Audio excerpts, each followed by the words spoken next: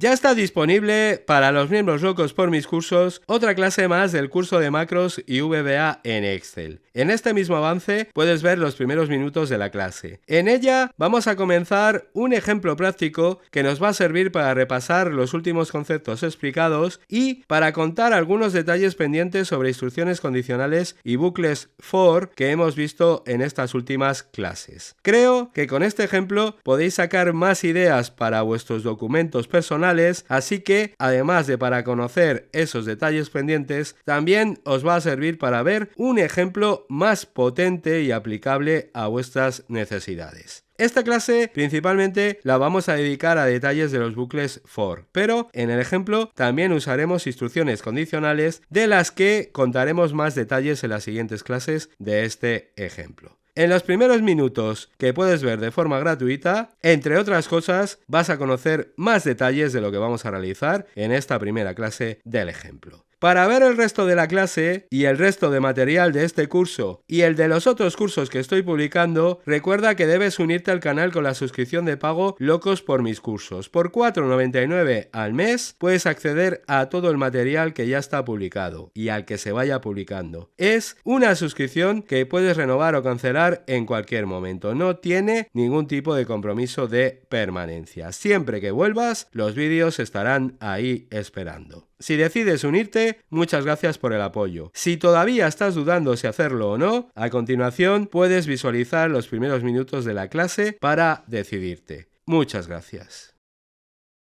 Repasando las últimas clases del curso, me he dado cuenta que quizás es buena idea realizar un repaso final a algunos de los conceptos que hemos tocado durante las últimas clases. Creo que hay detalles pendientes que pueden ser muy interesantes y por eso voy a plantear un ejemplo práctico para explicar esos detalles que sobre todo están relacionados con el for y con las instrucciones condicionales como el self case y el if. Se trata de un ejemplo en el que procesaremos unos datos para descartar o marcar los datos que sean incorrectos. Creo que con él vais a tener una idea más práctica de los usos que les podemos dar a los bucles for y también vamos a poder ver cómo usando todo lo que hemos visto hasta ahora se pueden conseguir trabajos realmente interesantes. Así que vamos a empezar en esta clase con el ejemplo y en la siguiente o siguientes lo completaremos. En esta principalmente vamos a ver detalles nuevos del bucle for dentro de ese repaso práctico que vamos a realizar de todo lo visto en las últimas clases.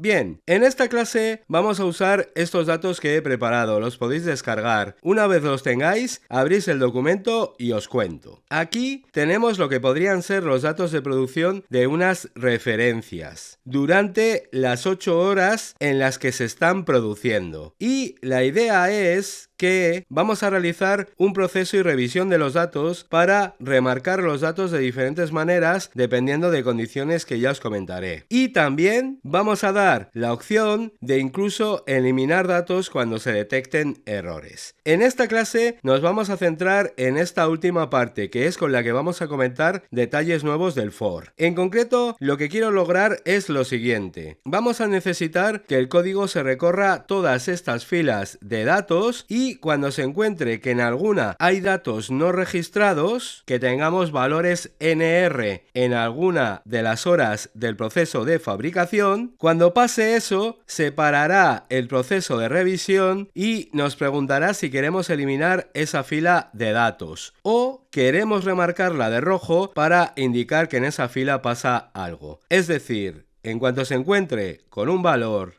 NR en alguna de las celdas que tiene cada fila, se parará el proceso de revisión y se nos dará la opción de eliminar esa fila o de formatearla para remarcarla. Esta es la idea inicial que en posteriores clases puede que la cambiemos, pero ahora esto es lo que quiero. Aquí tengo el proceso finalizado y si lo pruebo, ¿veis? Se para cuando hay una fila con datos no registrados y dependiendo de lo que responda en esta pregunta, se eliminará la fila con los datos no registrados o se formateará de rojo. ¿Veis? En este caso confirmo la eliminación y desaparece esa primera fila de datos que ha encontrado. Ahora, si le digo que no, se formatea la fila que contiene esos datos no registrados, que en este caso sería en esta celda. Esto es lo que vamos a conseguir con el proceso que vamos a crear en esta clase. Para conseguirlo, vamos a utilizar dos bucles for anidados, es decir, uno dentro del otro, que es el principal detalle que os voy a contar en esta clase. Con el primero recorreremos las filas de datos y con el segundo recorreremos las celdas dentro de cada fila. Vamos a recorrer las celdas en dos direcciones, que suele ser uno de los usos más habituales de los bucles for anidados. Bien, vamos a empezar. ¿Cómo lo hacemos? Bueno, pues lo primero va a ser meter aquí el botón que iniciará el proceso, que esto ya lo hemos hecho muchas veces. Insertamos un botón de comando por aquí más o menos. Le vamos a cambiar el nombre, cmd procesar, y en el texto del botón voy a poner también procesar, así. Hacemos un doble clic en el botón para acceder a su evento clic y empezamos a escribir código.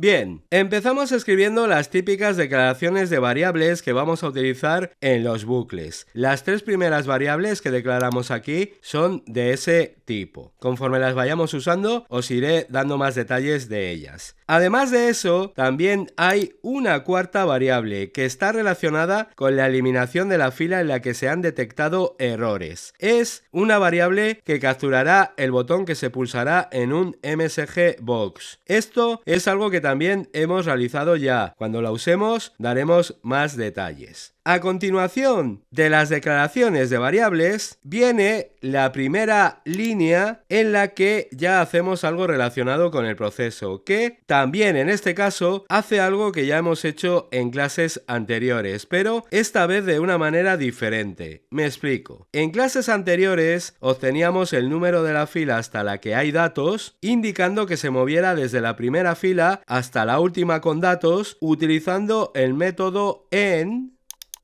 con la opción XLDown. De esa manera, partiendo por ejemplo de esta celda, se desplazaba hacia la última con datos. Desde aquí iba hacia abajo hasta la última con datos. Esto en nuestros ejemplos funcionaba perfectamente y aquí también lo haría, pero por ver otras opciones y posibilidades, en esta ocasión vamos a partir en la búsqueda de la última celda con datos desde la última celda de la columna A, la celda 1.048.576 de la columna A, la A 1.048.576, y de esta manera, partiendo de esta celda y usando el método en con la opción XLUp, se desplazará hacia arriba desde la última celda de la columna A y se parará en la primera celda con datos que se encuentre en esa dirección. Es decir,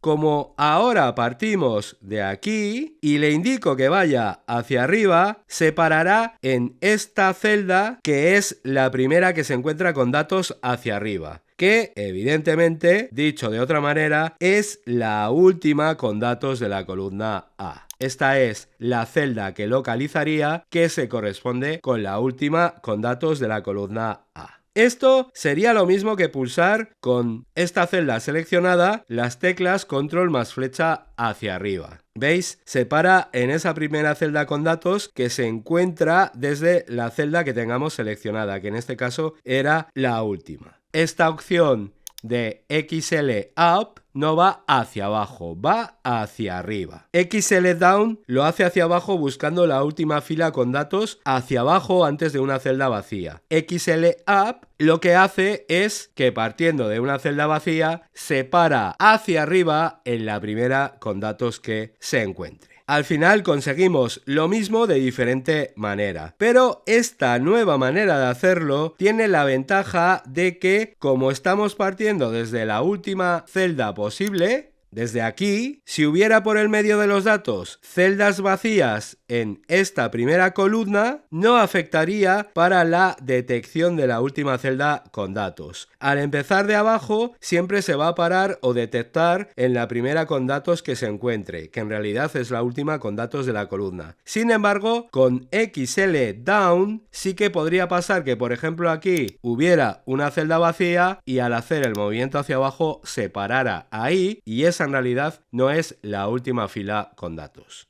Así que en determinadas circunstancias puede ser mejor usar esta otra manera de localizar la última celda con datos. Para mí, en realidad creo que es mejor lo que hacemos aquí, partir de la última y buscar hacia arriba. Pero bueno, os lo dejo a vosotros tomar esa decisión porque este segundo método parece un poco más abstracto y difícil de entender. Si lo entendéis, para mí esta es la mejor opción. Que una vez que ya he encontrado la última celda con datos, lo que hacemos es, igual que en las clases anteriores, quedarnos con el número de fila de esa celda para guardarlo en esta variable que es la que vamos a utilizar ahora en el bucle for. Vamos con eso.